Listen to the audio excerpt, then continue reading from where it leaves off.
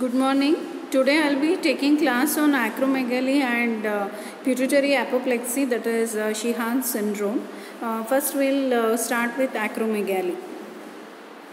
See, acromegaly occurs because of the growth hormone hypersecretion. So whenever there is a more and more growth hormone production in our body, the result will be acromegaly or gigantism. So depending upon the age of the patient. So it usually occurs due to the somatotrope adenoma. Somatotropes are the cells which secretes growth hormone in the pituitary. So whenever there is a malignancy of these somatotrope cells, there will be hypersecretion of growth hormone. But it can be caused by other diseases also, like extra pituitary lesions. So this table is showing you the causes of acromegaly. So that could be because of excess of growth hormone secretion or because of the excess growth hormone releasing hormone, that is GHRH hypersecretion. So growth hormone increased secretion can occur due to pituitary causes or because of the extra pituitary tumor. So the pituitary causes are the densely or sparsely granulated growth hormone cell adenoma, or it could be mixed growth hormone cell and prolactin PRL cell adenoma, which is more common, around about 25%, and mammosomatotrope cell adenoma. Plurihormonal adenoma. Plurihormonal adenoma means many other hormones are also co-secreted along with growth hormone, like ACTH or TSH, then glycoprotein hormone alpha subunit. So all these are co-secreted along with growth hormone in plurihormonal adenoma. Then growth hormone cell carcinoma or metastasis, and sometimes associated with MEN1.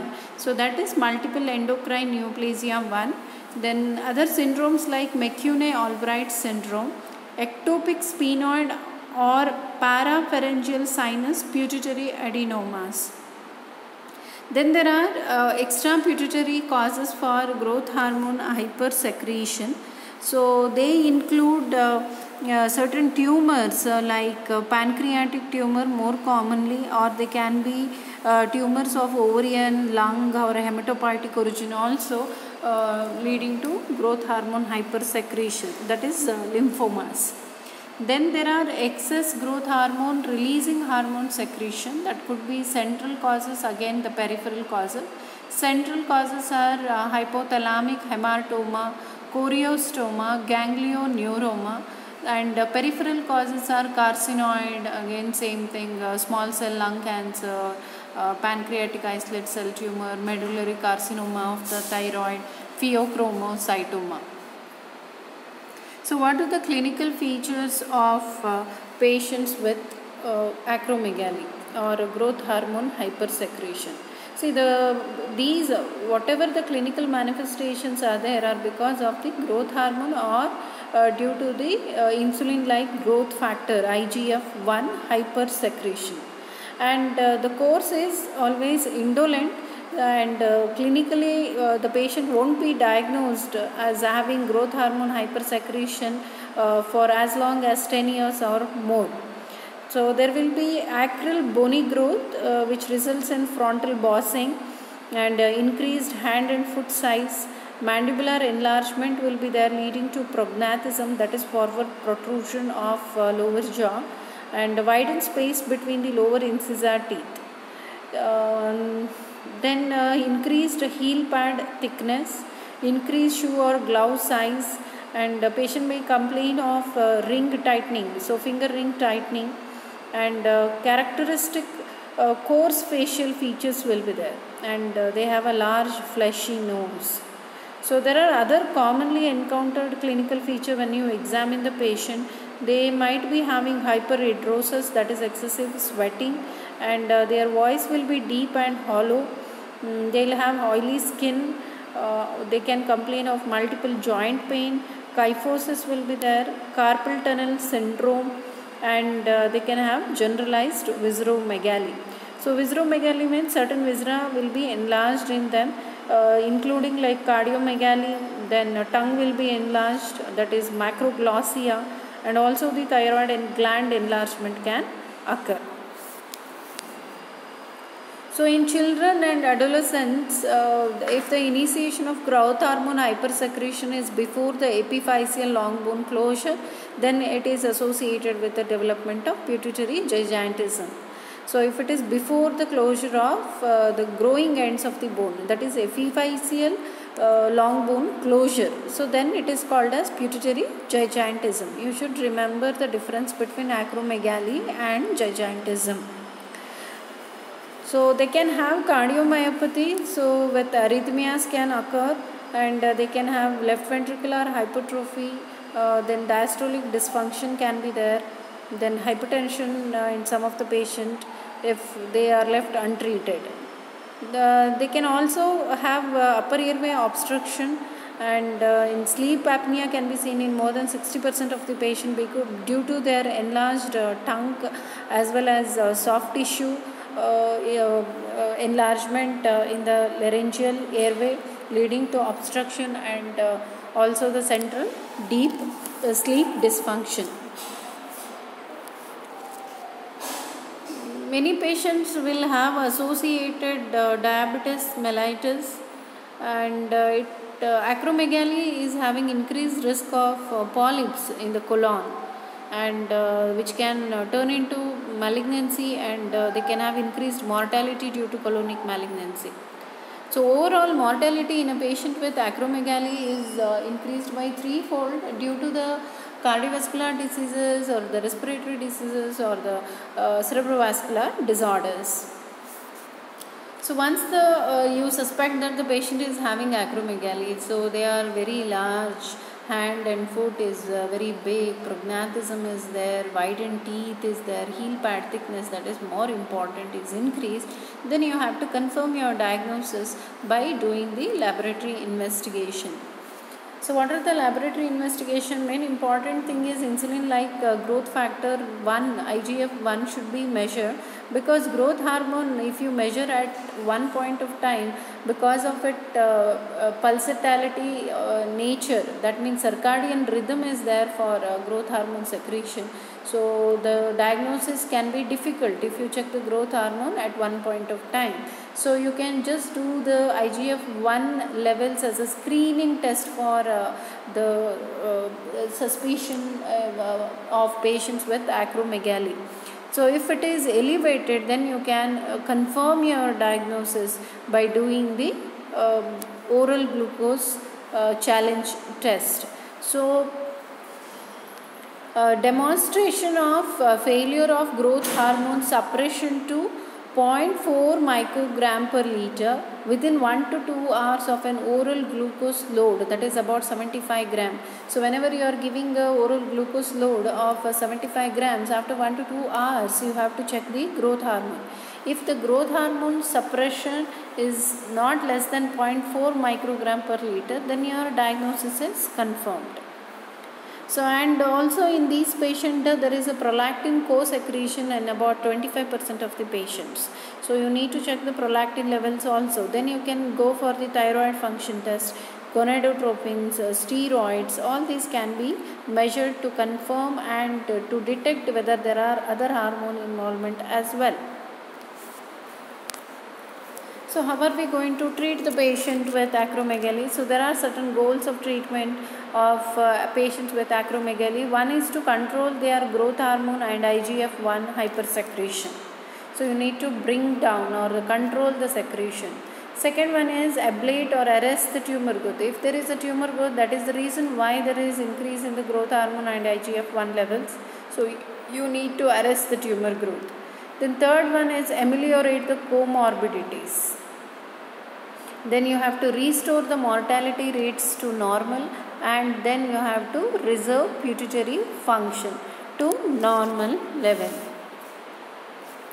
So what is the treatment of choice? It is the surgical resection of the growth hormone secreting adenoma through transsphenoidal approach.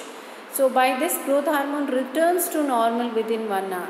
whereas IGF-1 levels normalizes after 3 to 4 hours. But before the surgery, you need to give the somatostatin analogs so that there is a shrinkage of the macroadenomas. So the size will be reduced of macroadenomas, and there is immediate relief from debilitating symptoms like difficulty in breathing. So there is certain relief. So before the surgical resection, you can give the somatostatin analogs. So what are these somatostatin analogs? They are the octreotide, and also one more somatostatin analog is there, that is lanreotide. So you can just remember octreotide. So these somatostatin analogs, they have therapeutic effects through the two receptors of somatostatin, that is somatostatin receptor SSTR2 and SSTR5. And this octreotide has 40-fold more potency compared to the native somatostatin to suppress the growth hormone, and it is given in the dose of 50 microgram subcutaneous injection 3 times a day. The dose of octreotide can be increased to 1500 microgram per day. So octreotide, it suppresses growth hormone levels as well as normalizes IGF-1 levels in approximately 60% of the treated patients. And also one more somatostatin analog I told you, that is lanreotide, which is a slow release depot somatostatin preparation which can be given in acromegaly. So what are the side effects of this somatostatin analogs? They can have drug-induced suppression of GI motility and secretion, leading to nausea, abdominal discomfort, fat malabsorption can be there sometimes, and diarrhea can occur, and also the flatulence. So there are other drugs like growth hormone receptor antagonist, very important, pegvisomant. So this antagonizes the endogenous growth hormone action by blocking the peripheral growth hormone binding to its receptor. So then once the growth hormone is suppressed, then IGF-1 levels are also suppressed. So pegvisomant, it is administered through a subcutaneous route, 10 to 20 milligram per day, daily injections it is. And other drugs. So what are the adverse effect of this pegvisomant? Adverse effect of pegvisomant is it leads to elevated liver enzymes, which is reversible, and lipodystrophy and injection site pain can occur.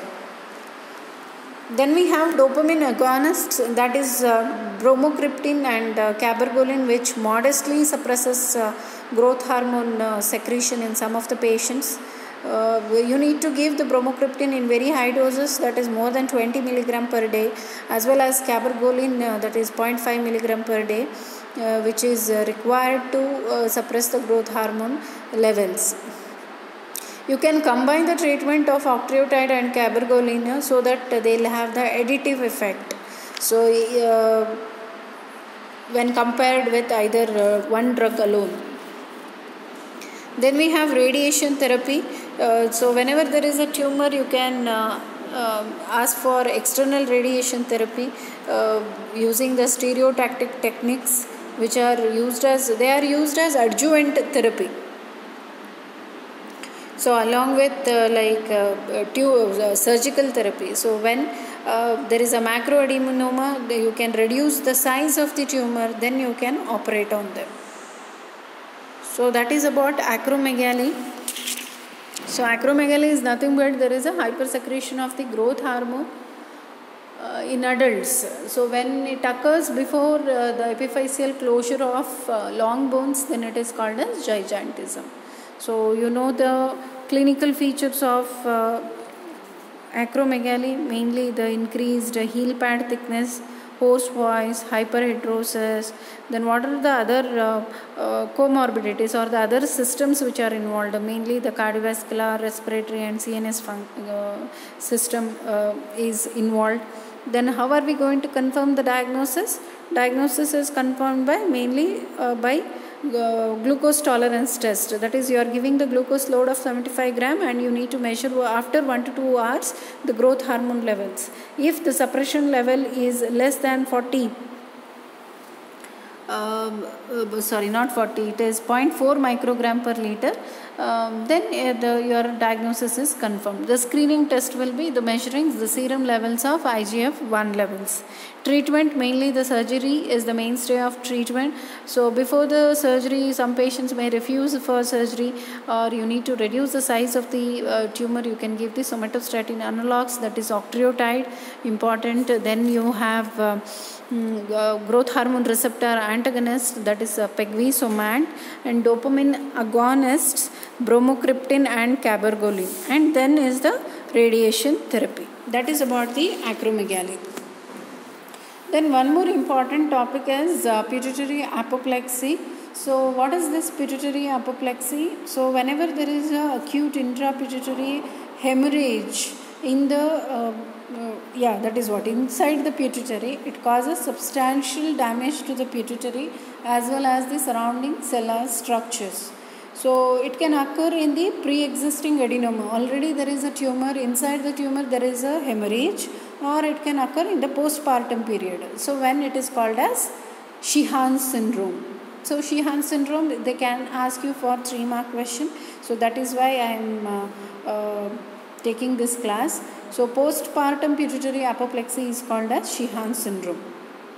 So pituitary apoplexy can also occur in association with diabetes, then hypertension, sickle cell anemia, or acute shock. So the hyperplastic enlargement will be there normally during pregnancy. Hyperplastic enlargement of pituitary occurs normally during pregnancy, but it increases the risk for hemorrhage and infarction during the postpartum period. So apoplexy, it is an endocrine emergency which results in severe hypoglycemia, hypotension and shock. CNS hemorrhage can occur and even death. So acute, what are the acute symptoms? It includes severe headache, and patient will have signs of meningeal irritation like photophobia, vomiting, nausea, all these things. Then patient will complain of bilateral visual changes, ophthalmoplegia will be there, and in severe cases patient can go in for cardiovascular collapse and loss of consciousness. So when you are suspecting pituitary apoplexy in a patient, you have to do the pituitary CT or MRI, which may reveal signs of intratumoral or cellular hemorrhage will be there with pituitary stark deviation and compression of pituitary tissue. So the confirmation is with pituitary CT or MRI. So patients, how are we going to treat the patient with Sheehan syndrome or pituitary apoplexy? So if they don't have any evidence of visual loss or impaired consciousness, they can be observed and managed conservatively with high dose of steroids. Already when I was taking Addison's disease, I told you that the high dose of steroid is very important before replacing any thyroid hormones. So those with significant or progressive visual loss, cranial nerve palsy or loss of consciousness, they require urgent surgical decompression. So progressive visual loss or cranial nerve palsy or loss of consciousness is an indication for emergency surgical decompression to relieve their symptoms. So visual recovery after this cellular surgery is inversely correlated with the length of time after the acute event. So therefore severe ophthalmoplegia or visual deficits are indications for early surgery. And hypopituitarism is common after this pituitary apoplexy. Even though you treat the patient with pituitary apoplexy, there will be some amount of hypopituitarism. So this is about Sheehan syndrome or pituitary apoplexy, which can be asked for 3 marks. So with all these classes, I have finished endocrine disorders. So first I took classes on adrenal gland disorders, then thyroid disorders I finished, and also the diabetes mellitus and acromegaly and pituitary apoplexy. This all covers the endocrine disorders. Next class I think I'll be taking on emergency medicine.